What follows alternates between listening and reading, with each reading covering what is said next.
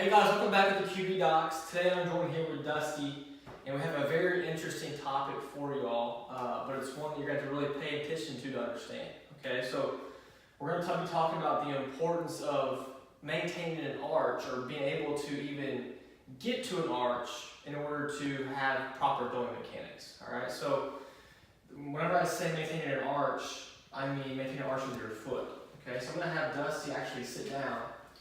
And we're going to talk through this a little bit, but the reason you want to maintain an arch, especially whenever you throw, is because you want to have a stable surface of your foot whenever you throw. So if you don't have a stable surface, there's a lot of issues that start to creep up the chain, the knee and the hip and the trunk, that over time you're going to have a compensated throwing motion. Alright, so the first thing that you need to realize is that if you do have some decreased ankle range of motion, especially ankle dorsiflexion, that you're going to tend to work around the joint, which means a pronated flat arch. Okay, so whenever I say pronation, I mean Dusty's foot collapsing down here and him having an unstable surface that he's pushing from.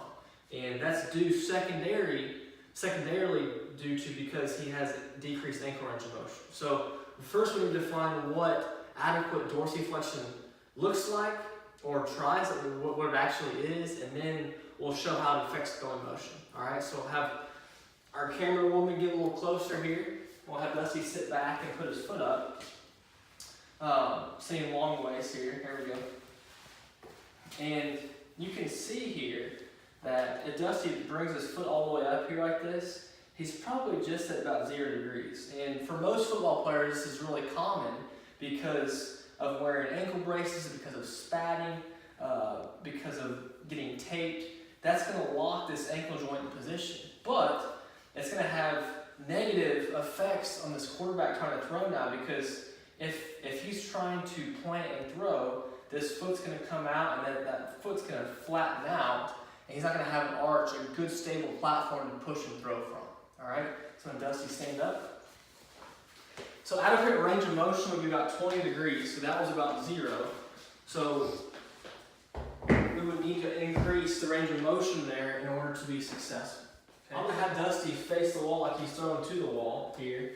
And you can see, we did the video on this previously on trailing leg syndrome, but if Dusty is going to push and throw, and he has, let's say he has decreased range of motion at the ankle, and this foot is weak, alright? So he's going to have intrinsic weakness because of the lack of dorsiflexion whenever he does any type of movement. So he has this secondary weakness of the foot. If this foot collapses down and he's pushing from this flat foot, well, that's going to affect the knee. The knee's going to cave in, this valgus deformity. That's going to affect the hip here. So if he doesn't have really, really strong hip abductors and hip external rotators, it's going to affect the hip and bring him to this unstable position, which over time affects the knee, hip, and also the trunk.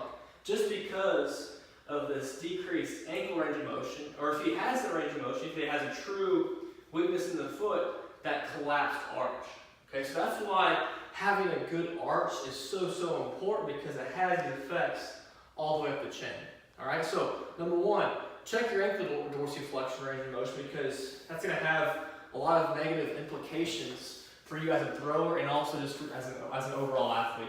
And then number two, if you do have adequate range of motion, look at some exercises that you can do online in order to increase the strength of those intrinsic muscles of the foot so you can start to maintain an arch whenever you throw. Okay?